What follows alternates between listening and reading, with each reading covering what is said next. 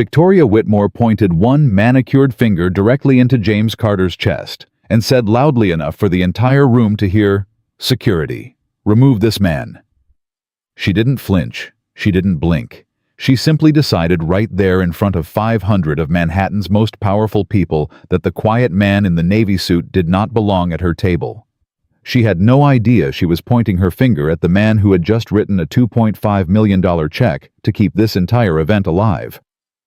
Drop a comment with your city below. I want to see how far this story travels. And if you're new here, subscribe. You're going to want to see how this ends. The night James Carter walked into the grand ballroom of the Meridian Hotel, nobody noticed him. That was in a way exactly the point. He had dressed deliberately, a plain navy suit, no pocket square, no cufflinks with initials stamped in gold, no watch that cost more than a car. He'd stood in front of his bathroom mirror that evening while his 7-year-old daughter Lily sat cross-legged on his bed, watching him with the serious expression she wore whenever she was studying something she wanted to understand. "Daddy," she had said, tilting her head, "you look like Mr. Peterson." James had smiled at that. Mr. Peterson was their building superintendent, a good man, hard-working, salt of the earth. "Thank you, baby girl," James said, and he meant it. Lily had frowned like he'd given the wrong answer to a math problem. "That's not a compliment, Daddy. Mr. Peterson's suit has a hole in the elbow.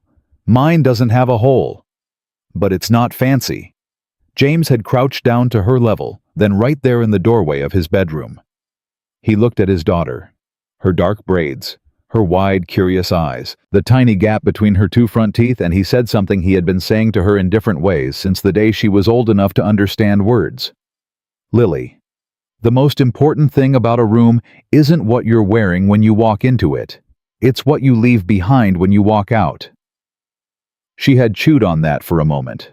Then she'd nodded slowly the way she did when she was filing something away for later. "Okay," she said. "But can you at least wear the blue tie? The navy one makes you look like you're going to a funeral." He'd worn the navy tie anyway, now standing at the entrance to one of the most expensive charity events in New York City. James Carter took a slow breath and looked out at the room. Round tables draped in white linen. Crystal glasses catching the chandelier light. Women in gowns that probably cost more than most people's monthly rent. Men in tuxedos, standing in clusters, laughing at things that probably weren't that funny. Holding glasses of wine they weren't really drinking because drinking wasn't the point. Being seen drinking was the point. James had been in rooms like this 100 times. He never stopped finding them slightly absurd. He reached into his jacket pocket and pulled out the small card the event coordinator had mailed him 3 weeks ago. Table 7. Reserved. His name printed in clean serif font, J. Carter, keynote sponsor. He tucked the card back into his pocket and started making his way through the room. He was not a man who moved with performance.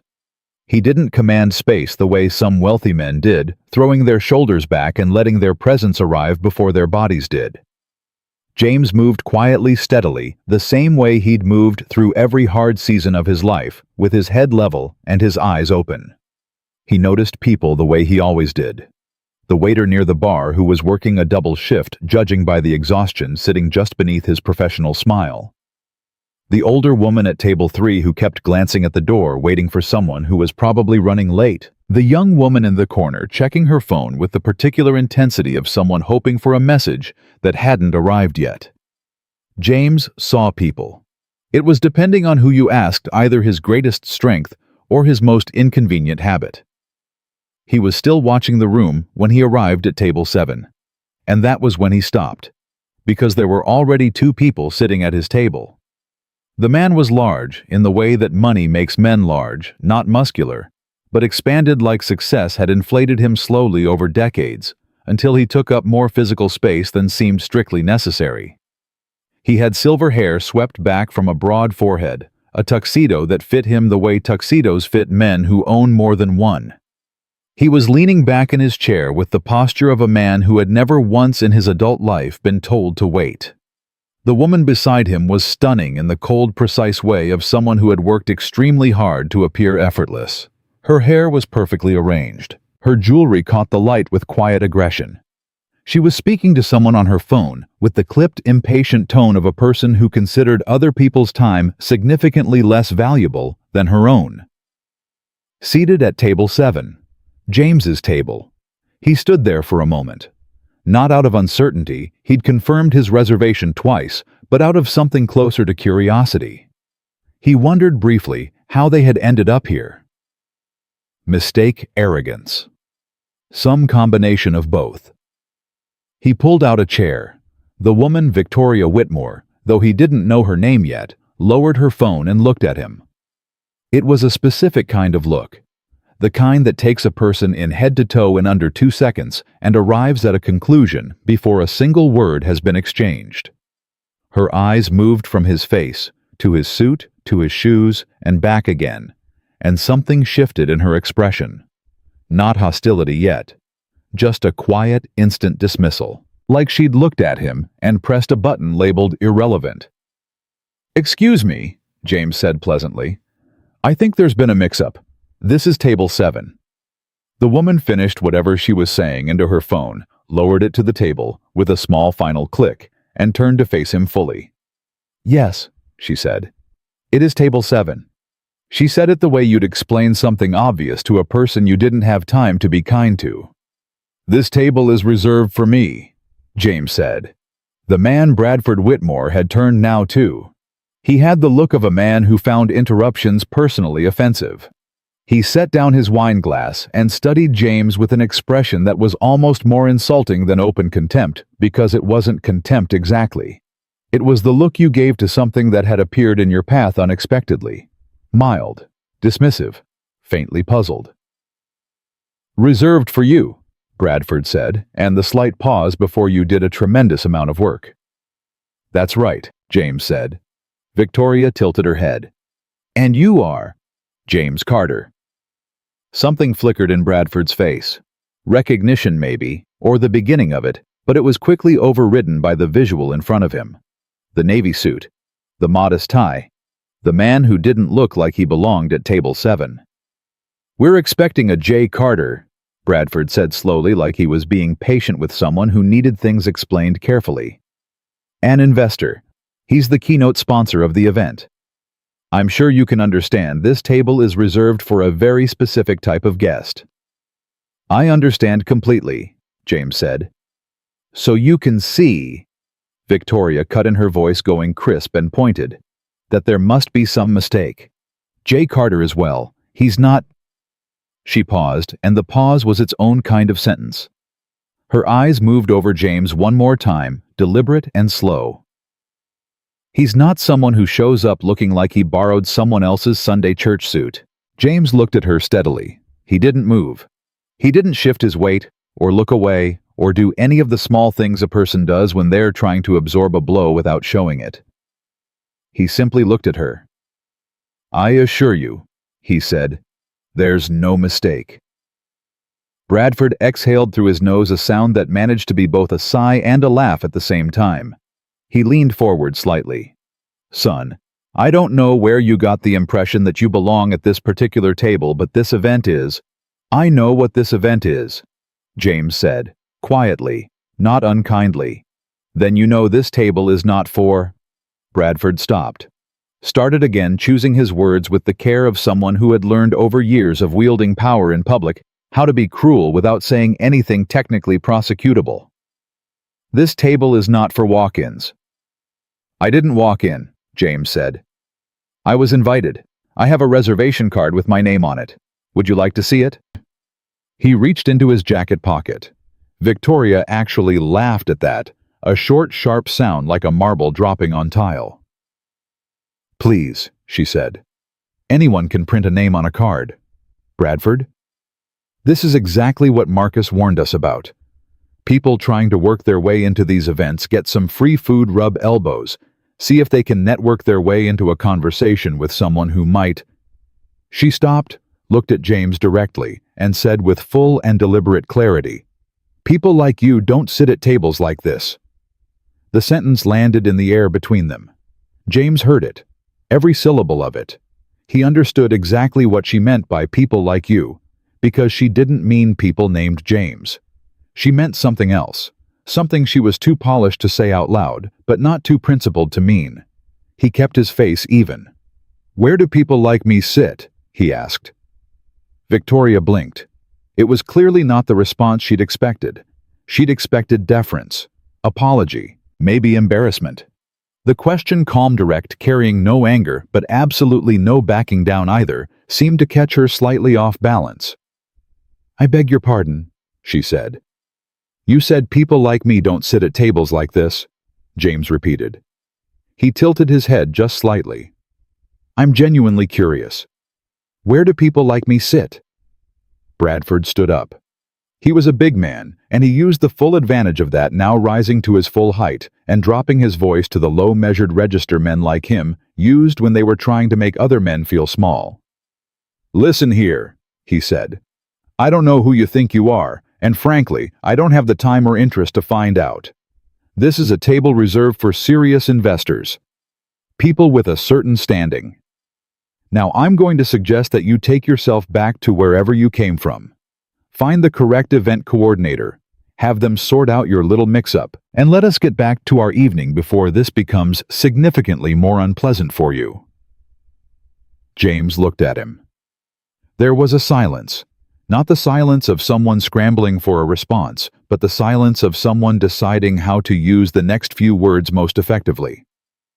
"I appreciate the advice," James said.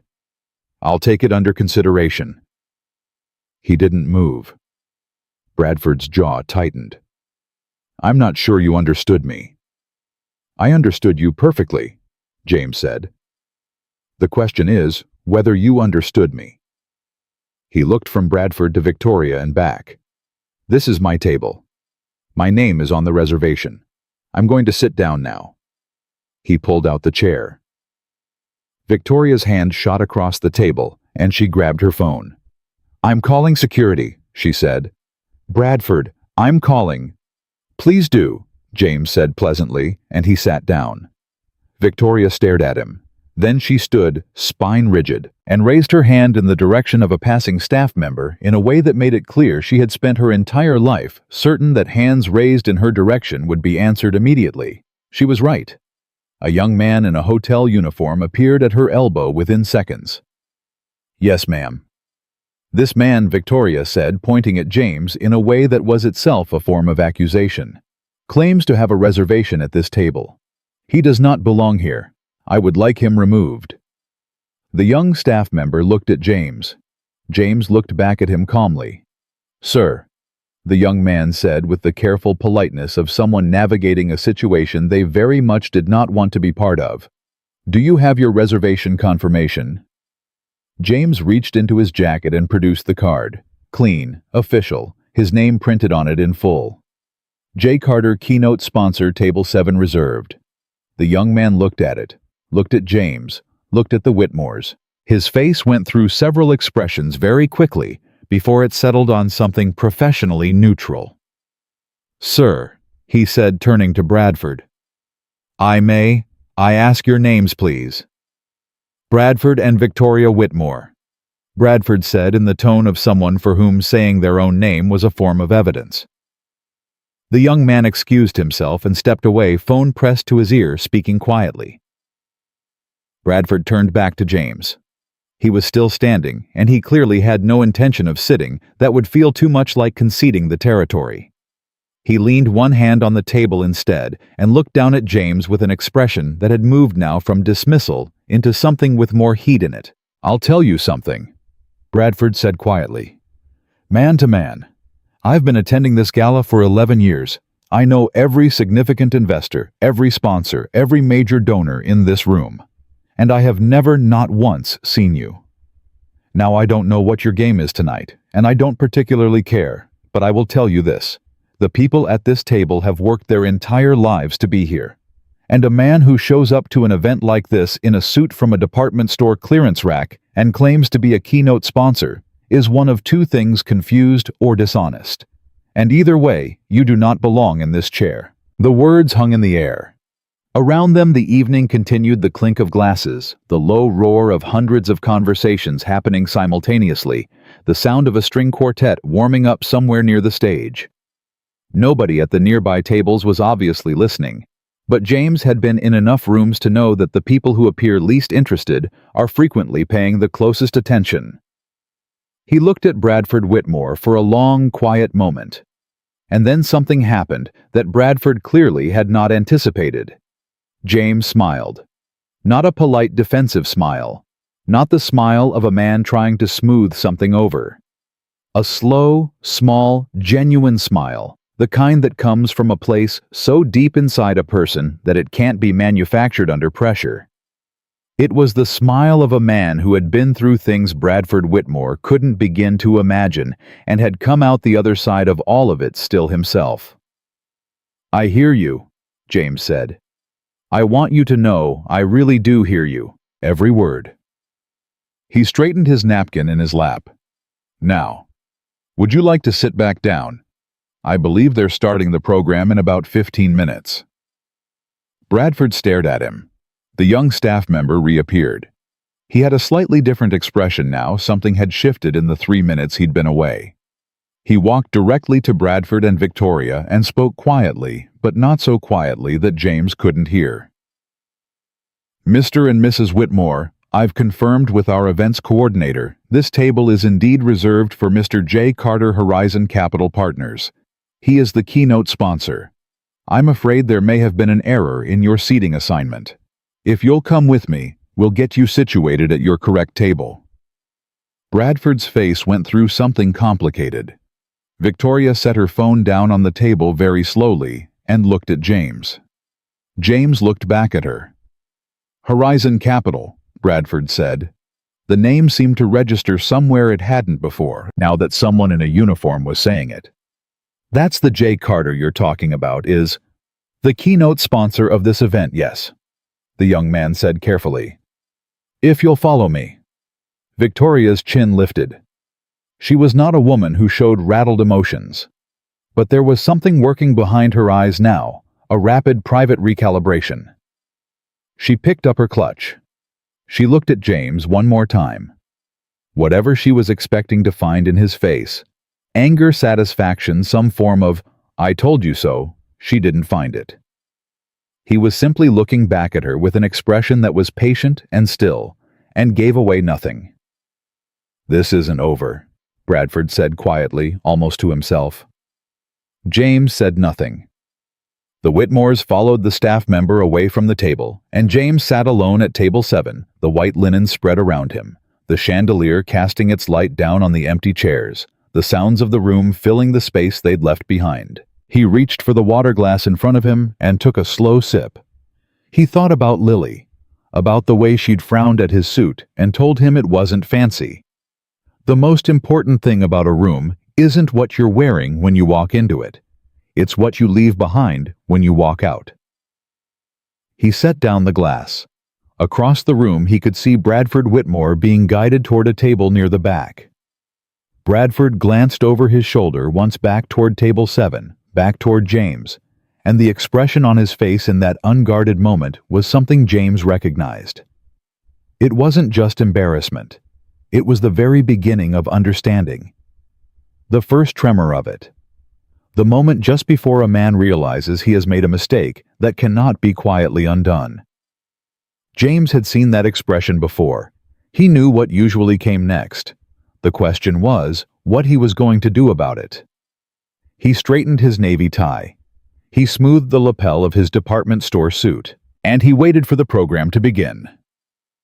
The program began at 8 o'clock, the way these things always did not, because 8 o'clock meant anything in particular, but because the people who organized events like this understood that wealthy guests needed the illusion of structure to feel that their time was being respected. James watched from table 7 as the room slowly arranged itself. People drifted toward their seats. The low hum of conversation compressed, tightened, began to quiet. A man in a tuxedo, the event director James assumed young and nervous, in the way that competent people are nervous when a great deal is depending on them, stepped up to the podium at the front of the room and tapped the microphone twice. James wasn't watching the podium, He was watching Bradford Whitmore. Bradford was seated now at a table near the center of the room. Not the back as James had initially thought, but center left, a position that still carried some status, but was unmistakably not table 7. He was sitting with his shoulders back and his chin up in the practiced posture of a man performing composure, and he was doing it well enough that a stranger probably wouldn't have noticed anything off.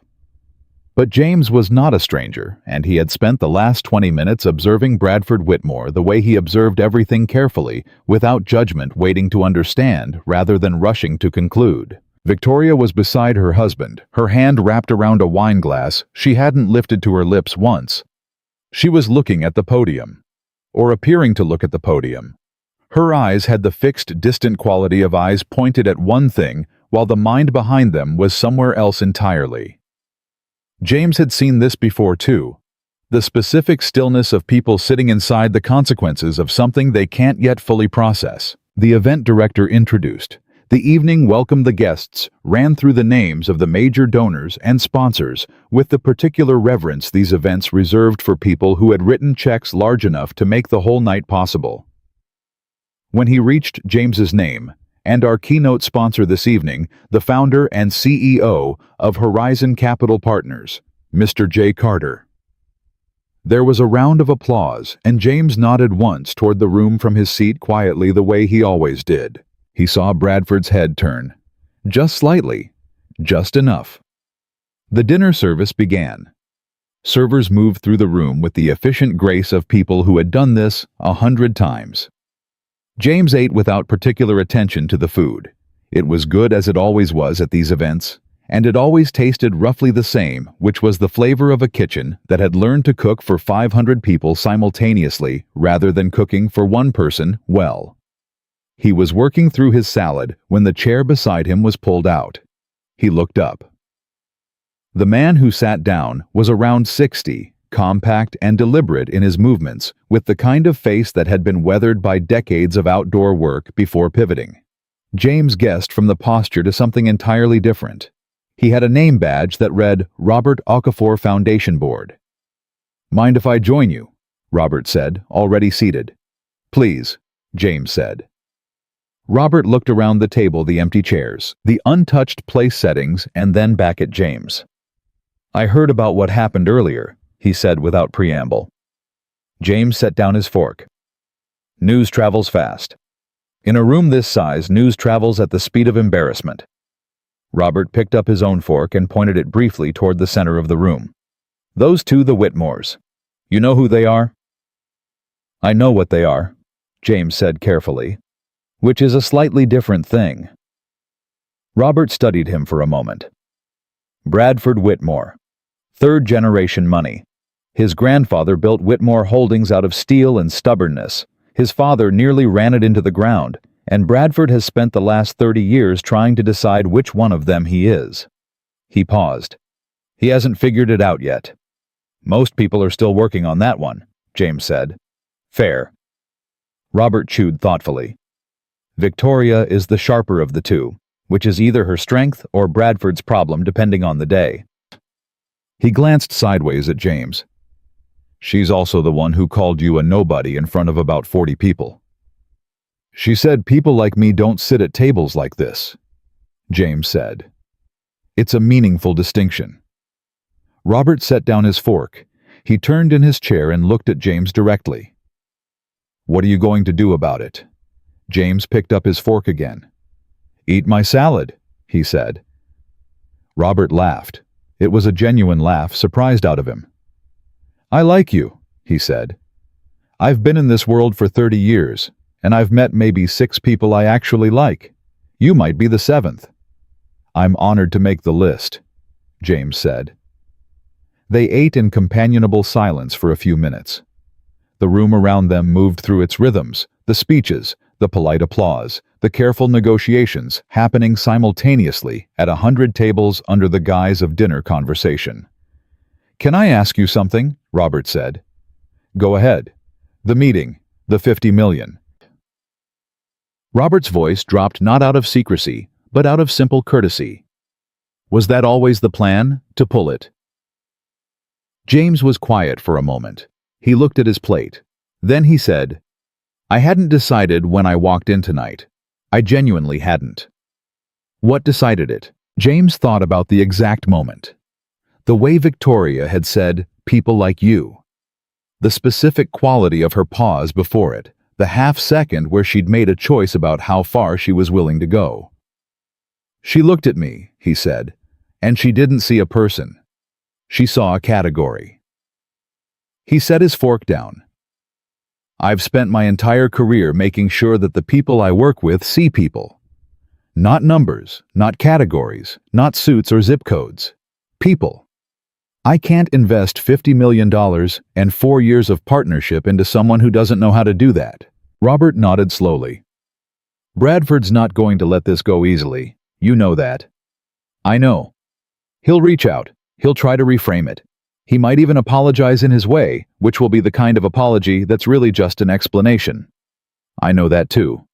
"And," James looked at him, "and I'll cross that bridge when I get to it." Robert was quiet for a moment. Then he said, "You have a daughter." James looked up mildly surprised. "I heard you mention her. In the thing with the coordinator earlier. Something about getting home before her bedtime." James nodded. "Lily. She's 7. Single father. Since she was 2. Robert didn't fill that with anything. He just let it sit there the way a person does when they've heard something that doesn't need a response, only acknowledgement. After a moment he said, "My son is 24. I raised him alone from the time he was 9. He picked up his wine glass. "It changes the way you see things." "It does," James said. "Makes you less patient with certain kinds of nonsense." "Infinitely less patient," James agreed. Robert raised his glass slightly. James raised his water glass. They touched quietly without ceremony. Across the room, Bradford Whitmore was watching them. James noticed because Bradford was not being subtle about it. He had the look of a man who has been displaced from where he believed he was entitled to stand and who cannot stop glancing back at that spot with the specific mixture of pride and wounded ego that makes certain men dangerous in a particular low-grade way. Not violent, not reckless, but persistent. The way a man like Bradford Whitmore expressed his anger was through channels, through calls made to the right people, through carefully worded emails, through the application of slow grinding pressure in places that couldn't be easily traced back to him. James had met Bradford Whitmore's before. He had learned through experience that the best response to that kind of man was not silence and not confrontation, but patience. The kind of patience that is itself a form of strength. He was still thinking about this when Victoria Whitmore appeared at his elbow. He hadn't seen her cross the room. He hadn't seen her stand up from her table. She was simply suddenly there, standing beside his chair with her clutch tucked under one arm and an expression on her face that he couldn't immediately read. It wasn't the cold dismissal from earlier. It wasn't the brittle composure she'd been wearing for the last hour. It was something more complicated, the expression of a woman who had rehearsed what she was going to say and was already mid-approach doubting the script. Robert looked at her. Then he looked at James. He picked up his plate and his wine glass. "I'll give you the table," he said simply, and stood. Victoria watched him go. Then she looked at the empty chair beside James, and something in her face made a small decision. She sat down. James waited. Victoria set her clutch on the table in front of her. She looked at it for a moment, as if it had said something she disagreed with. Then she looked at James. "I want to say something," she said. "All right," James said. "And I would appreciate it if you let me say it without—" She stopped, started again. "Without interrupting." "I won't interrupt," he said. She took a breath. It was a careful breath, controlled the breath of a woman who had been raised to never let her composure crack in public, and who was at this particular moment fighting that training with something that seemed to cost her. "What I said earlier," she began. "The comment about people like you, about where people like you sit." She stopped. It was wrong. The room moved around them. Glasses and silverware and 100 conversations filling the air above their heads. "I don't say that easily," she continued. I I'm not someone who apologizes easily. Bradford would tell you that. It's not something I was raised to do. A short pause. I was raised to be right, to always be right, and to arrange circumstances so that I was always right. She looked at her clutch again. Tonight I was wrong.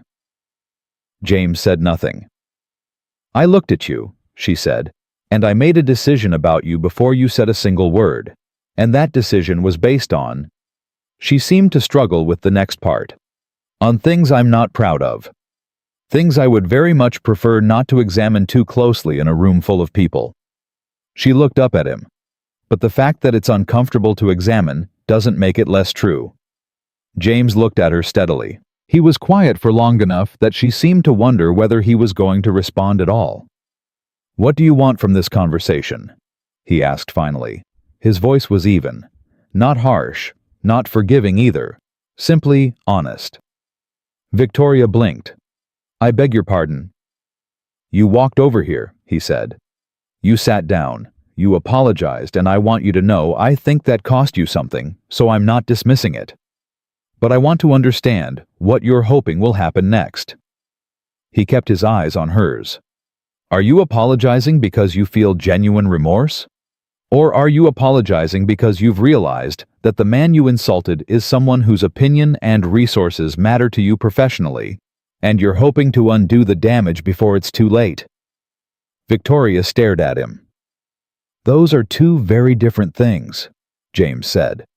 And I'm asking because the answer matters. She was quiet for what felt like a long time. Around them the evening continued, indifferent to whatever was happening at table 7. I don't know, she said finally, and something about the admission seemed to surprise her as much as it surprised him. I'm not sure I know. And that's a terrible thing to say, isn't it? It wasn't quite a question. It's an honest thing to say, James said, which is harder usually.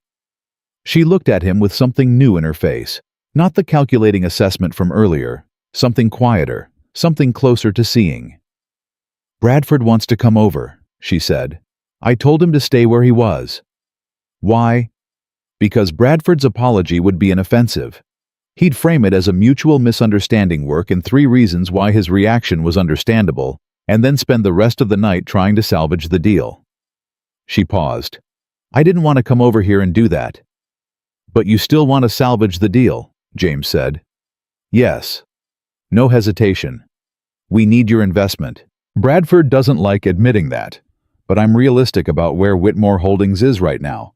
We need a partner with your kind of long-term capital and your firm's reputation for stable returns. She met his eyes. I'm not going to pretend otherwise. That would be insulting to both of us. James regarded her. He appreciated the directness even now, even coming from someone who had used that same directness an hour ago to carve him up in public. Tell me something, he said. And I want the honest answer, not the polished one. He leaned forward slightly. If I had walked into this room tonight in a different suit, if I'd had the watch and the cufflinks and the right kind of haircut, would any of this have happened? Victoria held his gaze. She didn't look away. That at least he respected. No, she said quietly. It wouldn't have. So the question isn't really about the $50 million, James said. The question is about what kind of world you want to operate in. Whether the way you see people is going to cost you personally, professionally, in ways that go beyond any single deal. He sat back. Because this isn't the first time you've done this. I'd be willing to bet money I actually have that it isn't. Victoria said nothing. And it won't be the last time, James continued. Unless something genuinely changes. Not an apology at a dinner table. Not a revised pitch deck. Something that actually changes the way you walk into a room. He picked up his water glass and took a slow sip. The meeting is off, he said. I want to be clear about that. Tonight's conversation doesn't change that, and I don't want you to go back to Bradford with the idea that it might. He set down the glass. But I'm not your enemy. I'm not going to make calls or send emails designed to hurt your business. That's not who I am. Victoria seemed to absorb this carefully. "What are you then?" she asked. James thought for a moment. It was a genuinely interesting question. "I'm a man who grew up with nothing," he said. "I mean that in the most literal way possible, nothing. No connections, no family money, no one in my corner with a phone number that opened doors. I built what I built the same way anyone builds anything, real slowly, and by taking other people seriously." He paused.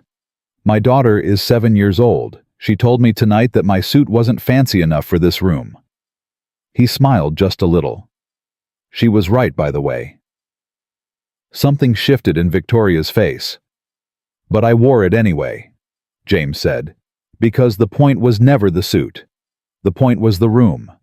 What I was going to do inside it. What I was going to leave behind." He looked at her directly. "You have kids?" "2, Victoria said. "Girls, 15 and 12. "What do you want them to learn?" James asked. "When they watch the way you move through the world, what do you want the lesson to be?" The question landed differently than anything else he'd said. He could see it in her face, the way it bypassed all her defenses, slipped right under every practiced response she had, and landed somewhere real. She didn't answer him. She didn't need to. The answer was working its way across her face in real time, and it wasn't comfortable, and she wasn't trying to hide it. "I should go back," she said finally softly. "All right," James said. She stood. She gathered her clutch. She looked at him one more time with that expression he still couldn't fully categorize. Not quite remorse, not quite understanding, but the beginning of both. "Mr. Carter," she said, "for what it's worth, and I understand, if it's worth very little, I am sorry. Not because of the deal, because of what I said to you, because of what I assumed." She paused. "Because of what it says about me." James nodded once. "James." She walked back across the room. James watched her go. He watched her reach Bradford. Watched Bradford turn to her with an expression full of questions. Watched her sit down and shake her head once in a way that clearly meant not now. He watched Bradford's jaw tighten and then release as he made the calculation that pushing was not the move. Robert materialized beside the table again, plate in hand.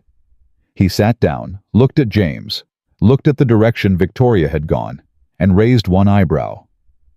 "Well?" he said. "Yeah," James agreed. "You want to tell me what happened over there?" James considered it. He reached for his water glass again, held it without drinking. "She's smarter than he is," James said finally. "And she knows it. And somewhere underneath all that polish, she also knows that's not enough." He set down the glass. "That's a particular kind of lonely." Robert looked at him for a long moment. "You're going to do something," he said. "Aren't you? Something I'm not going to see coming." James straightened his napkin. The string quartet had started up again near the front of the room, easing into something low and unhurried, and the sound of it settled over the room like a hand on a shoulder. "The program has a keynote address in about 20 minutes, James said. Robert nodded slowly. "You're the keynote." "I am." "And you're going to say something." James picked up his fork. "I'm going to say several things," he said. "That's generally how a keynote address works." Robert looked at him with the careful attention of a man who understood that he was watching something unfold that he would later want to remember clearly. "Can I give you one piece of advice?" Robert said. "I'm listening. Whatever you're about to do up there, however you're going to say it, don't do it angry. Don't do it satisfied either." He pointed his fork gently toward the stage. "Do it the same way you sat in that chair when she was pointing her finger at you, like a man who has nothing to prove because he knows exactly who he is." He paused. "That's the version of this that matters. That's the one that lasts." James looked at him. "You said you'd met 6 people you actually liked," James said, "in 30 years in this world." "I did say that." What happened to them? Robert smiled. 3 of them became the best business partners I've ever had. 2 of them became the best friends I've ever had. He tilted his head. And 1 of them became my wife, which is a different story entirely. James laughed, a real laugh, the kind that starts in the chest, not the throat. And the 7th, he said. The person on the list you haven't met yet. Robert raised his wine glass and looked at James over the rim. Still working on that one, he said. Across the room, the event director was making his way back toward the podium. The lights shifted, barely perceptibly, just enough to signal to the room that something was about to begin. Conversation started to wind down, chairs turned. The specific collective attention of 500 people began to focus toward the front. James felt it the way you always feel it when a room turns. That subtle shift in pressure. The way an audience becomes an audience the moment it stops being 500 individuals and becomes one thing waiting. He set down his fork. He smoothed the lapel of his navy suit. Bradford Whitmore was looking at the stage. Victoria was looking at the stage. The whole room was looking at the stage. James stood up. He walked the length of the room the same way he'd walked into it, without performance, without hurry, without any of the theatrical self-consciousness that usually accompanied a man crossing 500 pairs of eyes to reach a stage. He simply walked. 1 foot, then the other. The navy suit. The modest tie. The same man who had stood at table 7 an hour ago and been told he didn't belong. The applause started before he reached the podium. It was the automatic, polite applause of a room full of people who had heard his name announced as keynote sponsor and were responding to the title rather than the man. He knew the difference. He had always known the difference. He stepped up to the podium, adjusted the microphone once, and looked out at the room. 500 faces looking back at him. Crystal glasses and white linen and the soft collision of candlelight and chandeliers, making everything look more expensive than it actually was. He found Robert's face, first Robert, who had gone back to his original seat somewhere to the left, and who was now watching James with the particular stillness of a man who has decided not to blink. Then he found Bradford. Bradford was sitting with his arms crossed and his expression arranged into something neutral, but his eyes were doing something his face wasn't. They were working, calculating, trying to get ahead of whatever was about to happen. And then Victoria. Sitting very still, hands folded on the table in front of her, watching him in a way that was different from how she'd watched anything else tonight. Not with assessment, with something closer to waiting.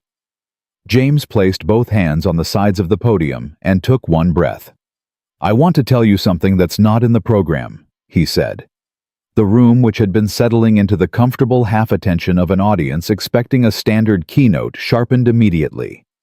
There was something in his voice, not volume, not drama, but a quality of absolute directness that made people sit up without knowing why. "I arrived at this event tonight," James continued, "and I went to my table, table 7, and I found that 2 people had taken my seats."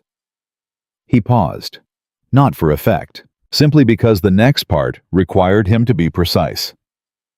"They looked at me, at my suit, at my face, at everything about me that they could read in 3 seconds, and they decided I didn't belong there.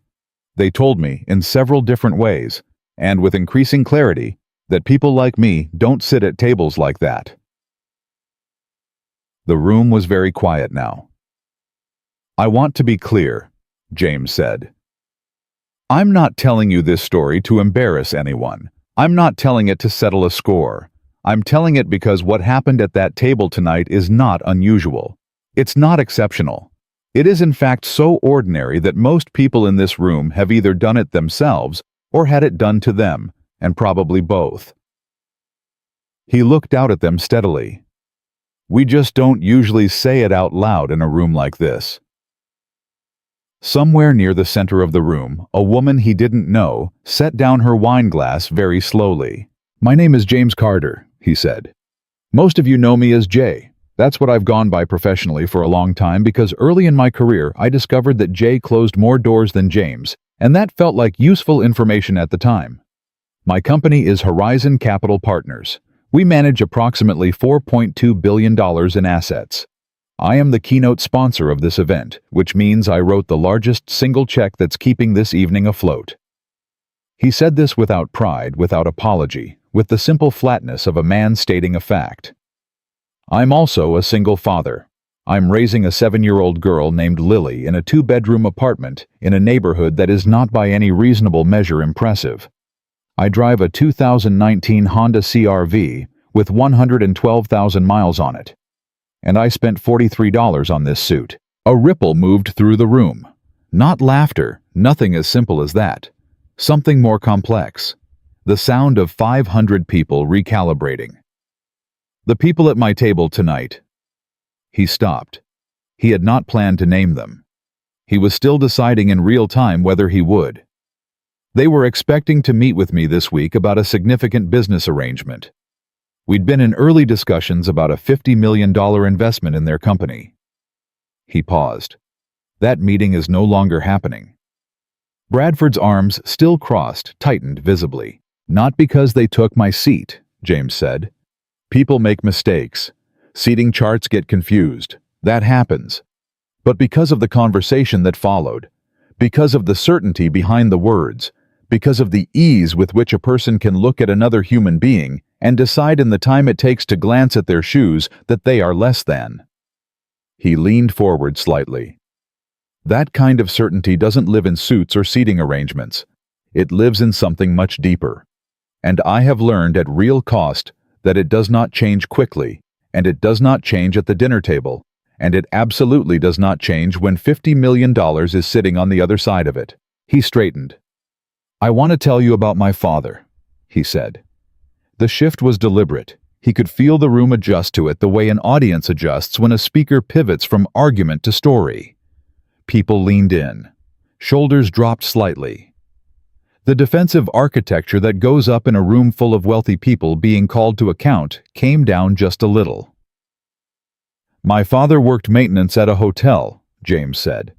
"Not a hotel like this one.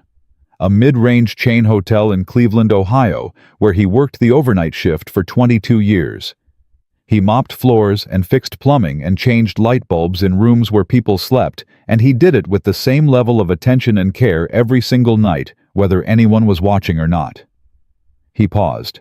No one was usually watching. He looked out at the room.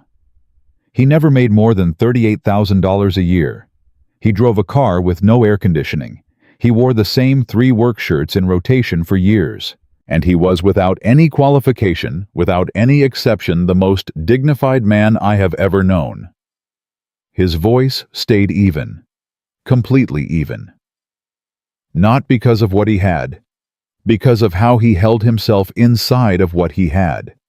Because he never once let the world's assessment of his value become his own. James took a breath. "I built Horizon Capital because I watched my father work that job for 2 decades. And I thought someone should build something in this world that takes people seriously. That looks past the surface. That understands that the most valuable things in a room are often the quietest." He looked down at the podium for just a moment, then back up. "I built it for him, and I built it for every person who has ever stood in a room and been told in one way or another by one method or another that they don't belong there." From somewhere in the room, James couldn't locate it. Precisely, he heard someone exhale. A long, slow breath. The sound of someone who'd been holding something. "I also want to tell you," James said, and now his voice shifted slightly, not harder, but more deliberate, "that I set up a scholarship fund 3 years ago. The Lillian Carter Scholarship, named after my mother, who worked 2 jobs to keep us in an apartment with heat." He took a moment. "It supports 20 students per year from low-income backgrounds pursuing degrees in finance, business, and economics. Full ride. Mentorship. A network of people who are committed to actually seeing them." He paused. "Not evaluating them. Seeing them." He looked across the room. He wasn't looking at Bradford now. He was looking at the faces in the middle, the ones who were listening with the particular intensity of people who recognize something. "This year," he said, "I'm expanding it. 40 students. And I am announcing tonight." He reached into his jacket and removed a single folded piece of paper, which he opened slowly and set on the podium. An additional $1 million commitment to this foundation, on top of the 2.5 already pledged, because this organization does the work that matters, because it sees people. The applause started somewhere on the left side of the room and swept across the space like something physical, like weather.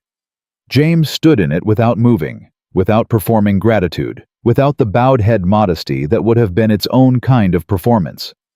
He simply stood there, both hands on the podium, and let it happen. When it settled, he said one more thing. "I wore this suit on purpose tonight," he said.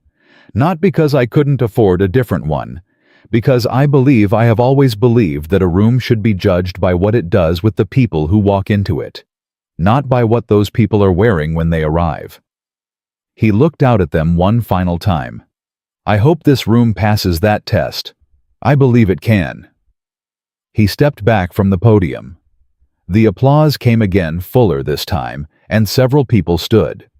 James saw Robert on his feet. He saw the woman who'd set down her wine glass. He saw the young staff member who had mediated the situation at table 7, standing near the wall, clapping with the contained enthusiasm of someone aware that they are supposed to be invisible and unable in this moment to entirely manage it. He did not look at Bradford immediately. When he finally did, when he made his way down from the stage and turned in that direction, Bradford was not applauding. He was sitting with his hands flat on the table and his face doing something complicated and private that was visible to everyone and clearly intended to be visible to no one. Victoria's hands were in her lap.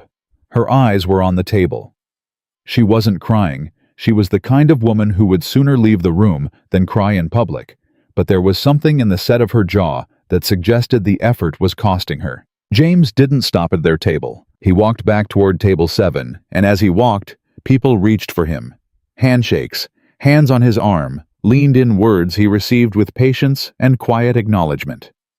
An older man with white hair and a Texas drawl gripped his hand and said, "That was the most honest speech I've heard at one of these things in 20 years. A woman in a blue gown said, "I grew up with nothing too," and held his hand for a moment longer than a handshake required. A younger man, maybe 30, with the look of someone early in a career that was harder than it should have been, simply said, "Thank you," and meant something by it that the two words didn't fully contain. James received all of it. He was present for all of it. He did not rush through it toward anything else. He was almost back to table 7 when he heard Bradford's voice behind him. "Carter." James stopped. He turned. Bradford was on his feet. He had crossed a portion of the room in the time it had taken James to receive the compliments, and he was standing now at a distance that was too close to be casual and not close enough to be confrontational, the uncertain middle ground of a man who had started moving without fully deciding where he was going. "I'd like a word," Bradford said. The people nearby noticed. The people nearby always notice in rooms like this when something is happening. The conversations around them didn't stop exactly, but they thinned the way conversations do when the people having them are using some percentage of their attention to monitor something else. James looked at him. "All right," he said. Bradford glanced at the people around them. Privately, James considered this. "I'd rather not," he said. "I've been private enough tonight." Bradford's jaw worked. He was not accustomed to this particular experience, the experience of being in a room where his preferences were not automatically accommodated. He was finding his way through it in real time, and it was clearly difficult. "What you said up there," Bradford said, keeping his voice low with visible effort, "was a public humiliation." "I didn't mention your name," James said. "You didn't have to. Half this room has seen us with the coordinator tonight. Everyone knows who you're talking about." His voice dropped another notch. "You stood at that podium, and you held us up in front of 500 people." "I told a true story," James said. "Everything I said was accurate." "It was a targeted." "Bradford." James's voice was quiet, but had something in it, not anger, something steadier than anger, something that had been forged in quieter and more difficult fires than anything that happened in a ballroom. I told a true story about something that happened tonight. If it sounded like a targeted attack, that's because you were the one who built the target." He let that sit for one moment. "I didn't come here tonight to hurt you. I came here to support a foundation that does important work and to give a speech about dignity." He paused. "You made it more complicated than that." Bradford's nostrils flared. "You canceled a $50 million deal over a seating misunderstanding." "I declined to enter a $50 million partnership with someone who told me in front of witnesses that I belonged in a back alley." James's eyes held Bradford's steadily. "Those are different things, and I think underneath whatever you're feeling right now, you know they are." Bradford stared at him. A muscle in his jaw moved. "Whitmore Holdings needs this," Bradford said, and something in his voice changed on those 3 words. Something shifted below the performance, below the pride, and what came through for just a moment was the sound of a man telling the truth in a way he hadn't quite authorized himself to do. "We need a partner with your kind of capital and stability. There have been some headwinds. Some challenges I'm not going to detail here, but I think you already know they exist because you did your due diligence." He paused. "I need this deal." James looked at him. Not with satisfaction, not with superiority. With something more complicated, the look of a man who has heard something real from someone who found it very hard to say. "I know you do," James said quietly. Bradford waited. "And that changes some things," James said. "But not everything." He held Bradford's gaze. "You have a company in a difficult position. That's a business problem, and business problems have solutions. But what happened tonight, that's a different kind of problem. And the only solution to that kind of problem starts with you. Not with me. Not with this deal. Not with a revised term sheet." He paused. "With you." Bradford said nothing. He looked like a man standing at the edge of something he hadn't expected to find. "What does that mean practically?" Bradford said finally. It was not the response James had expected, not more argument, not the pivot to lawyers and formal reconsideration. Just that question, asked with a plainness that suggested Bradford Whitmore was somewhere very deep and very private listening. "It means I'm not making any decisions tonight," James said. "Not about the deal, not about anything. Tonight happened. Some of it was bad, and some of it was interesting, and some of it I'm going to be thinking about for a while." He glanced once toward table 7, then back. "It means go home. Talk to your wife. Actually talk to her. And in 2 weeks, if you want to request a conversation, you can contact my office." He tilted his head. "Not about the 50 million, not initially. About what happened here tonight and what you've thought about since." Bradford stared at him. "You want to have a conversation about what my character—" "I want to have a conversation about what kind of company you're actually trying to build," James said. "Because a company is just an extension of the people running it. And right now—" He paused and chose his words without cruelty, but without softening them either. "Right now, I don't have a clear picture of what kind of people you're trying to be." Bradford's chest rose and fell. He looked at James for a long moment, the kind of look that happens when a person is trying to determine whether they've been insulted or offered something. 2 weeks, Bradford said. 2 weeks, James confirmed. Bradford held his gaze for another moment. Then he nodded once, a short, stiff motion that carried within it some enormous internal cost, and turned and walked back toward his table. James watched him go. Robert appeared at his shoulder. The man moved with the quiet frequency of someone who had a gift for being in exactly the right place without making a production of it. "That went better than I expected," Robert said. "Or worse," James said, "depending on what I decide to do with it." "What are you going to do with it?" James was quiet for a moment. He looked at Bradford's retreating back at Victoria's face as her husband returned the way she looked up at him, the way something passed between them in the wordless language of two people who have been married long enough to communicate in full sentences without speaking. "I don't know yet," James said honestly. "I need to think." "Fair," Robert said. He fell into step beside James as they walked the remaining distance back to table 7. "You know what I kept thinking about during the speech?" "What?" "The suit comment," Robert said. "The $43. James looked at him. "I've been in finance for 30 years, Robert said, "and I have spent, I don't want to tell you what I've spent on suits. It's embarrassing. And I sat there listening to you and I thought—" He shook his head. "I thought I don't know if I've ever been as well dressed as that man in my entire life." James looked at him for a moment. Then he said, "Don't tell Lily that." "Why?" "Because she'll take it as confirmation that she was right and she already wins too many arguments." Robert laughed, the kind of laugh that makes the people nearby want to know the joke. They reached the table. James pulled out his chair and sat down, and the room continued around him, refilling glasses, shifting conversations. The string quartet beginning again with something that suggested the formal portion of the evening was winding toward its close. He reached into his jacket pocket and pulled out his phone. One message from the babysitter, Lily, asleep by 8:15. "She made me read the same book 3 times. She says she wants you to know she's decided the navy tie was actually fine." James read it twice. Something in his chest moved in the way it always moved when Lily communicated with the world on her own terms, with her whole self, completely unedited.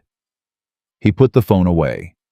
He picked up his water glass and looked out at the room at Bradford, sitting quietly at Victoria, sitting beside him, with her hand. Now he noticed resting on Bradford's forearm, in a gesture that was so small and so private that he almost felt he shouldn't have seen it. At Robert across the table, already deep in conversation with someone new, gesturing with his fork. At all of it. He thought about his father, about overnight shifts and 3 work shirts and 22 years of mopping floors in a room that didn't know his name. He thought about Lily sleeping in their 2-bedroom apartment with her braids and her gap-toothed opinions and her insistence on being taken seriously. He thought about the $43 suit. The most important thing about a room isn't what you're wearing when you walk into it. He set down the glass. He had said what he came to say. He had stood where he needed to stand, and whatever happened next, whatever Bradford decided in 2 weeks, whatever Victoria carried home in the silence of the car ride, whatever ripple tonight sent out into the world beyond these walls, was no longer entirely his to control. That was all right. He had learned at real cost and over a long time the specific discipline of doing what was yours to do and then releasing the rest. What was his to do now was finish his water sit at this table he had earned and think about his daughter asleep at home. He did all 3 of those things. And the room moved on around him, carrying the weight of the evening in its noise, not knowing not yet that the night was not finished, asking things of the people inside it. The gala ended the way these things always end, not with a single moment, but with a gradual unwinding. The room loosening its formality degree by degree, until people were standing in small clusters near the exits, coats over arms, saying the extended goodbyes that happen when people have shared an evening that turned out to be more than they anticipated. James stayed until the end. He wasn't sure why exactly. He had no obligation to. The keynote was done. The check was written, the evening had delivered everything it was supposed to deliver, and considerably more besides. But something kept him in his chair at table 7, while the room thinned around him, some instinct that the night had not yet finished with him, or that he had not yet finished with it. Robert left around 10:30, gripping James's hand with both of his and saying, 2 weeks. I want to know what happens with the Whitmores. With the particular insistence of a man who has decided he has a stake in a story. James told him he'd be in touch. He meant it. Others stopped by the table as the evening wound down. The woman in the blue gown, whose name turned out to be Margaret Chen, a foundation board member who had built her own financial advisory firm from nothing in the early 90s, and who spoke about that experience with the precise, unvarnished honesty of someone who had stopped needing to make it sound easier than it was. The young man who had said thank you, his name, was Darius. He was 28. He worked in commercial real estate and was trying. he said with a self-deprecating smile, to figure out how to make the jump from working inside other people's wealth to building something of his own. James gave him his card. Not the one with just his name and title, the personal card, the one with his direct number on it, which he gave to exactly no one at events like this, as a rule. The rule, he decided, had been made before tonight. Tonight was a different kind of evening. He was thinking about Darius, about what it had felt like to be 28 and standing at the bottom of something enormous, looking up when the chair beside him was pulled out again. He looked up expecting Robert or Margaret or someone else from the evening's orbit. It was Victoria Whitmore. She was alone. She sat down without asking, which was how she'd done it the first time too, but the quality of the gesture was entirely different now. The first time it had been the movement of a woman used to occupying any space she chose. This time it was something more tentative, not quite uncertain. Victoria Whitmore was constitutionally incapable of uncertain but more deliberate, like she had decided to do something that required deciding. She set her clutch on the table. She looked at it for a moment. She looked at James. "Bradford is getting the car," she said. "All right," James said. "I told him I needed a few more minutes." She paused. He wasn't happy about it. I imagine not. She was quiet for a moment. Around them, the staff were beginning the quiet work of clearing the room, collecting glasses, folding linens, dismantling the careful architecture of the evening with the practiced efficiency of people who have done this 1,000 times and understand that the real work of a night like this begins when the guests leave. "I've been sitting at that table for 2 hours," Victoria said, "trying to understand something." "What's that?" She looked at him directly. "How you did it." James waited. "In the beginning," she said, "when Bradford and I were when we said what we said. You sat down. You didn't argue, you didn't perform, you just sat down and looked at us like we were slightly interesting and entirely harmless." She tilted her head. "How do you do that? Where does that come from?" James thought about it. It was a genuine question, and it deserved a genuine answer. "My father used to say," he said slowly, "that anger is a luxury. Not because it isn't warranted.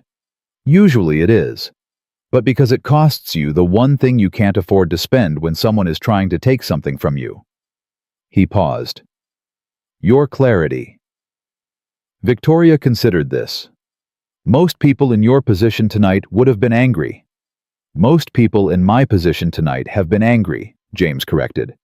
"This wasn't the first room. It wasn't the 10th. He looked at her steadily. "You get to choose after a while what you spend your energy on.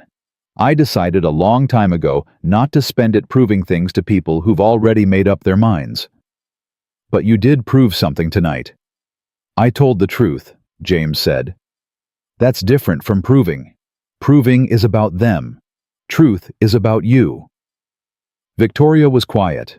Her hands folded on the table in front of her were very still. "My father would have liked you," she said, and then, as if the admission surprised her, "That's an odd thing to say." "Not particularly," James said. "What was he like?" Something moved across her face, a softness that came and went so quickly he almost missed it.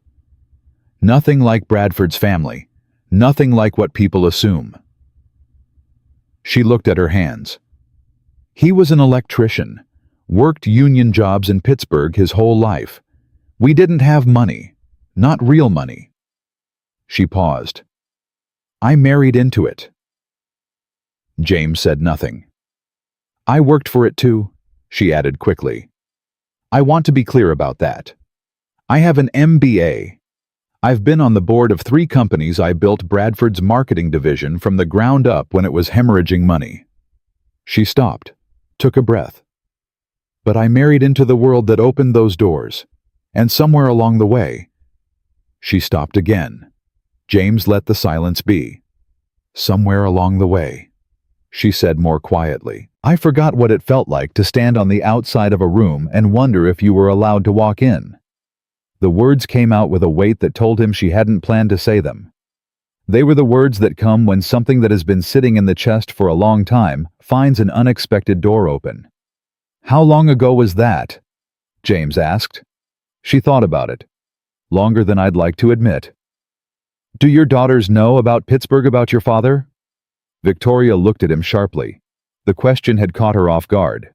It was the second time he'd brought her daughters into the conversation, and each time something in her face changed in a way she clearly hadn't anticipated and couldn't entirely control. They know the outline, she said carefully. The facts. But not what it felt like. She was quiet. That's the part that matters, James said. The facts are just the skeleton. What it felt like, that's what you build character out of. He paused. Your girls are 15 and 12. Those are exactly the right ages to learn that the world is bigger and harder and more interesting than what they can see from the places their parents have put them. Victoria looked at him with the expression of a woman being told something she has known for a long time and has successfully avoided doing anything about. You're very direct, she said. You're a direct person too, James said.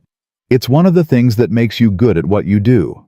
It's also what made tonight what it was. She accepted that without flinching. What Bradford said to you, the back alley comment, that was... She stopped. I want you to know that I didn't say that.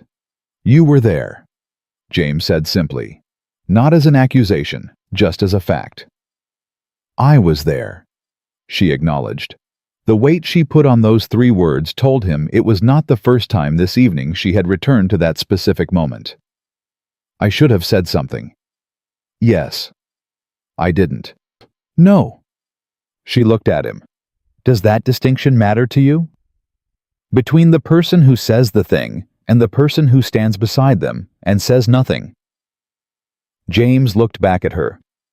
It matters some, he said. Not as much as people usually hope it does.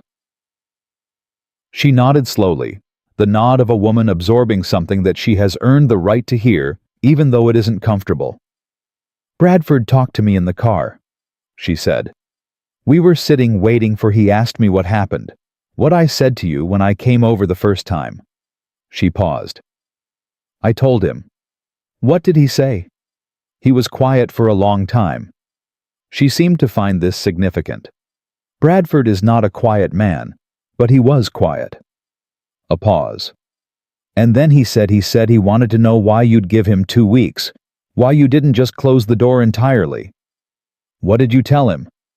I told him I didn't know. She looked at James. I still don't. Why did you... James thought about Robert's advice before the keynote. Do it like a man who has nothing to prove because he knows exactly who he is. He thought about his father, about Lily asleep at home, about the $43 suit and everything it meant and didn't mean. Because closing the door entirely is easy, he said, and I've never been particularly interested in easy. He leaned forward slightly. And because I watched Bradford's face tonight, several times, and there were moments, specific moments, where I could see past the performance, and what I saw underneath it wasn't a bad man. He paused. A limited one. A frightened one, maybe, which is what a lot of cruelty actually is when you go deep enough. But not irredeemable. Victoria stared at him. You thought all of that in the middle of all of this. Observation is a habit, James said. I've had it my whole life. People used to tell me I thought too much about strangers. Now they pay me to do it. Something that was almost a smile moved across Victoria's face. Almost. It didn't quite arrive, but its approach was visible. The scholarship, she said. The Lillian Carter Fund. Yes. Your mother. Yes. What was she like? James was quiet for a moment. He looked at the table, then back at Victoria. Tireless, he said. In the most literal sense, I genuinely do not know when she slept. She worked the early shift at a diner and the late shift at a dry cleaner, and she still managed to be at every school thing, every game, everything. He paused. She died when I was 31. Before Horizon was what it is now. Before any of this. He gestured vaguely at the room at the remnants of the evening. She never saw any of it. I'm sorry, Victoria said. And it was unlike most of the things that had come out of her mouth tonight, entirely simple. No architecture to it. just the words. She would have hated this suit, James said. She had opinions about presentation, very strong opinions. He looked down at the jacket. She would have said the same thing Lily said, only less kindly. Victoria laughed.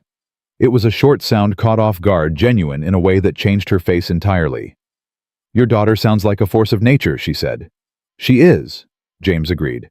She's 7 going on 45. She cross-examines her teachers. She has written 2 formal complaints to her school's cafeteria management about the quality of the Tuesday pasta. He paused. They actually changed the recipe. Victoria laughed again, a little longer this time. And then the laugh faded, and she looked at him with something quieter behind it. How do you do it? She said. Alone, with a company that size and a child that charismatic, James offered. I was going to say demanding. Also accurate. He settled back in his chair. I don't do it perfectly. I miss things. I'm on the phone too much.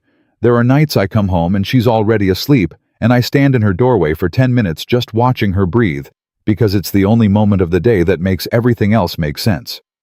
He paused. I have a good babysitter, a good team, and a daughter who, for reasons I cannot entirely explain, seems to have been born with a sense of her own worth that I spent 30 years trying to build. He looked at his hands. I don't know where she got it. I'm grateful for it every day. Victoria was quiet for a moment. Then she said, My 15-year-old told me last month that she was afraid to fail at things. James looked at her. She said she didn't want to try things she wasn't already good at because failing in front of people was, she said it was the worst feeling she could imagine. Victoria's voice was careful, but the edges of it were fraying slightly, in the way voices fray when a person is talking about something that cost them sleep. She's 15. She's never had to fight for anything. And I don't know if that's my fault or Bradford's or just the world we built around her. She stopped. I've been thinking about that for a month. Tonight made me think about it differently. How so? You said in the speech that you built what you built because your father never let the world's assessment of his value become his own. She looked at him directly. My daughter has never had to fight the world's assessment of her value, but she's terrified of her own. She paused. I don't know which is worse. James considered this carefully. They come from the same root, he said. Both of them are about what happens when a person doesn't yet know in their bones, not just their head, that they have something worth protecting. He paused. The world's cruelty and a person's own self-doubt are just 2 versions of the same erosion. He looked at her. The answer to both of them is the same thing.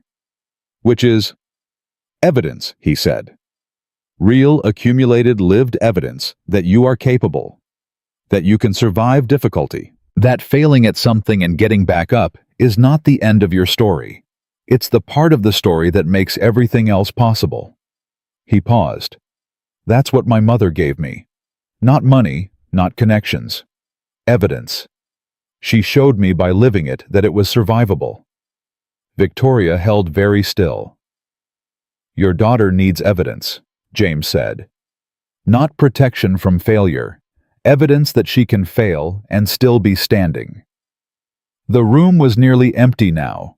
The staff moved around them with the tactful efficiency of people who had seen late conversations at late tables before and understood that some things needed to finish before the chairs went up. A young woman was folding the linen from table 3. The string quartet's chairs sat empty near the stage. The chandeliers had been dimmed by a degree enough to signal the ending of things without forcing it. Victoria's phone buzzed on the table. She looked at it. Bradford, James assumed. She turned the phone face down. He'll wait another minute, she said. James nodded. Can I ask you something? She said. Go ahead. The 2 weeks. If Bradford calls your office, if he genuinely engages with whatever that conversation needs to be. She chose her words carefully. Is the deal actually still possible? Or was that something you said to give him a door to walk out of without complete humiliation? James looked at her for a long moment. Both, he said honestly. I said it because it was the truth and also because it was kind. Those things can coexist. He paused. The deal is possible. In principle. But the principle has to come first. Not the deal, not the 50 million, not the term sheet. He met her eyes. If Bradford calls in 2 weeks and opens with the financials, I'll know the answer is no. If he opens with something else... He paused. I'll be listening. Victoria nodded. Something in her face settled, not relief exactly, but something that had been held at tension releasing slightly. The face of someone who had been preparing for worse and found the actual answer navigable. He'll call, she said. We'll see. He will, she said again with a certainty that told James she was not speaking from hope, but from knowledge, the specific knowledge of a woman who has been married to a man long enough to know the precise shape of when he is genuinely shaken. Tonight shook him, really shook him, and Bradford doesn't shake easily. She picked up her clutch. He went to a therapist once in 2019 for about 6 sessions. He told me it was useless. He's mentioned it twice in the last 3 months. She looked at James. For Bradford Whitmore, that's practically a spiritual awakening. James said nothing, but the corner of his mouth moved just slightly. Victoria stood. She smoothed the front of her gown with the automatic gesture of a woman who has spent decades being composed in public. She looked down at James with an expression that had traveled a very long way from the one she'd worn when she'd first looked at him across table 7 3 hours ago. Thank you, she said. For what specifically? She thought about it. For not being what it would have been easier to be tonight. She paused. You could have made this much worse for us. You had every justification. I know, James said. Why didn't you? He thought about his father, about Lily, about the Lillian Carter Scholarship and the 40 students who would get a chance at something real next year. About the moment before the keynote when Robert had told him to stand at that podium like a man with nothing to prove. Because the point was never to win, he said. The point was to be right, and those are only the same thing about half the time. Victoria looked at him for one more moment. Then she said very quietly, Good night, Mr. Carter. Good night, James said. He watched her cross the nearly empty room toward the exit where Bradford was waiting. Bradford, who had come back inside. James now saw and was standing near the door with his coat over one arm, watching his wife walk toward him with the watchful attention of a man who is trying to read in a person's posture what happened in the conversation he wasn't part of. Victoria reached him. She said something. Bradford looked past her toward table 7 toward James for just a moment, and what was in his face was not what had been there before. Not the dismissal, not the performance. Something stripped of all of that. Something that sat much lower and was much older and was probably closer to the truth of who Bradford Whitmore actually was underneath everything he had spent his life building on top of it. Then they were gone. James sat alone at table 7. The last of the staff moved around him, and none of them hurried him, and he was grateful for that. He sat with the quiet of the almost empty room, with the dimmed chandeliers and the folded linens, and the feeling that something had happened tonight that he would be processing for weeks. He thought about what Victoria had said about her daughter, afraid to fail at things, afraid to try what she wasn't already good at. 15 years old and already learning to make herself smaller to avoid the specific pain of public falling. He thought about what it would mean to grow up with everything and still not feel like enough. He thought about what it would mean to grow up with nothing and discover slowly and at real cost that you were more than sufficient. He pulled out his phone. He looked at the babysitter's message again. She says she wants you to know the navy tie was actually fine, and this time he did something he almost never did at events. He typed back. Tell her she was right about everything except the tie. The tie was perfect. He put the phone in his pocket. He stood up from table 7 for the last time, straightened his navy jacket, and looked at the room around him, at the shape of the evening that had been at the empty chairs, and the cleared plates, and the particular silence of a space that has held something real. Tomorrow, there would be coverage. He already knew it. Someone at a table nearby had been on their phone during the speech, and in his experience, a keynote that lands differently than expected travels fast. There would be articles, probably. Social media, certainly. His communications director would call him before 9 in the morning with a carefully worded message about managing the narrative, which was the phrase people used when they meant controlling the story, which was the thing James had never once in his career been willing to do. He wasn't going to start tomorrow. The story was the story. It was true. It had happened. And whatever it meant to the people who heard it, whatever it moved or didn't move, whatever it changed or left exactly as it was, that was out of his hands now. And he had made peace with that. In the time it took to eat a dinner at a table that had been fought over, and then restored, and then made into something he hadn't entirely planned. He walked toward the exit. A young woman from the staff, not the one who had mediated the situation earlier. Someone else, someone he hadn't spoken to tonight, looked up as he passed and said very simply, "Thank you for what you said tonight, sir." James stopped. He looked at her. She was maybe 25, with the look of someone working a second job to close a gap, and she was holding a stack of folded table linens against her chest, and she was looking at him with the kind of directness that people look at you with when they mean something and want to make sure you know they mean it. "Did it land?" he asked her. She thought about it. "My mom works housekeeping," she said. "She's been working housekeeping for 19 years. She always says people look through her, like she's part of the furniture." She paused. "What you said tonight, about your dad, about seeing people." She shifted the linens in her arms. "It landed." James nodded. He reached into his jacket and pulled out a card. Not the business card, the personal one, the same one he'd given Darius. He held it out to her. She looked at it, then at him. "For your mother," he said. "If she ever wants to talk to someone about what's next. No promises, just a conversation." She took the card. He walked out into the Manhattan night, where the air was cold and clean, and the city was doing what the city always does, continuing loudly, without pause, indifferent to the particular dramas of any individual evening in any particular ballroom. He stood on the sidewalk for a moment and breathed. His phone buzzed. The babysitter. She says she knew it. James smiled. He hailed a cab. He got in. He gave his address, not an impressive one. The address of a two-bedroom apartment in a neighborhood that was honest rather than fashionable, and leaned back in the seat as the city moved past the windows. He thought about the morning, about Lily waking up and immediately having opinions about breakfast, about his father who had mopped floors for 22 years and never let the world tell him what he was worth, about 40 students who would get a full ride next year to learn that they were worth something the world hadn't priced correctly yet. He thought about Bradford Whitmore in a car somewhere in this city, quiet in a way he apparently never was, thinking about things he apparently rarely thought about. He thought about what it means to shake a man who doesn't shake easily. And then he stopped thinking about all of it and watched the lights go past the window and let the city carry him home. He was home by 11:15. The apartment was quiet in the specific way apartments are quiet when a child is sleeping in them.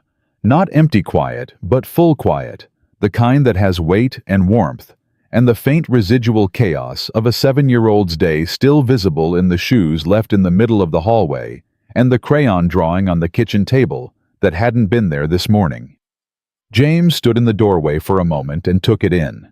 Then he stepped over the shoes, loosened the navy tie, and set his keys on the counter. He looked in on Lily. She was on her side with one arm thrown over her stuffed rabbit, and her braids splayed across the pillow, and her face doing the thing it always did when she slept, going completely open, all the serious opinions and cafeteria complaints and cross-examinations dissolving into something so unguarded it made his chest ache in the particular way it always ached when he looked at her and understood fully what he was responsible for. He stood in her doorway for longer than 10 minutes. When he finally pulled her door closed and went to sit at the kitchen table, he noticed the crayon drawing more carefully. It was a man in a suit, blue crayon, rough but deliberate, standing in what appeared to be a large room full of other people. The man was significantly taller than everyone else around him, which was Lily's standard approach to indicating importance. At the bottom, in her careful, oversized handwriting, "Daddy at the party." He is the tallest. James sat with that for a while. He didn't sleep much. Not because he was troubled, or not only because of that, but because his mind was doing the thing it did after significant days, turning the pieces over and over, examining them from angles he hadn't had time to consider while the day was happening. Bradford's face before the keynote. Victoria's voice saying, "I forgot what it felt like to stand on the outside of a room and wonder if you were allowed to walk in." The young woman with the folded linens, and the mother who worked housekeeping for 19 years and felt like furniture. Darius, 28 years old, standing at the bottom of something enormous looking up. He was at his desk by 6 in the morning with coffee and his laptop, and the first thing he saw when he opened his email was a message from his communications director sent at 11:50 the previous night. Subject line, "We need to talk about tonight." He read it, closed it without responding, and moved to the next one. There were 47 new messages. He had expected that. What he hadn't expected was the breakdown of where they were coming from. Not just the professional network, not just the foundation board, but names he didn't recognize. People who had been at the gala and had found his contact information through the foundation's website. A journalist from The Times who covered philanthropy and business and was requesting a comment with a deadline of noon. 3 separate messages from board members of other charitable foundations in the city, all containing variations of the same basic statement.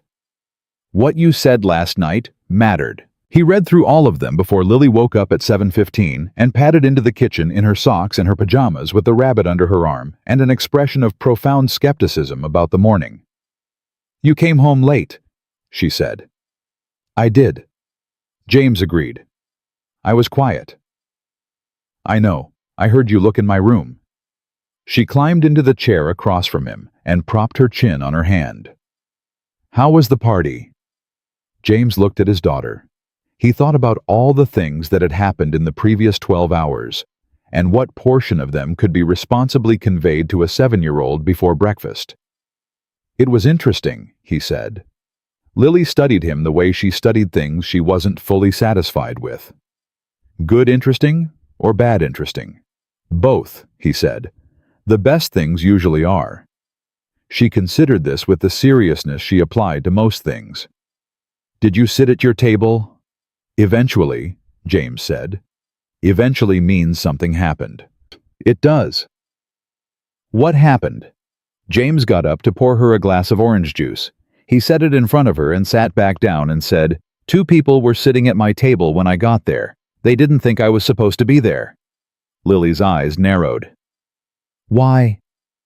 "Because of my suit," James said simply. She was quiet for a moment.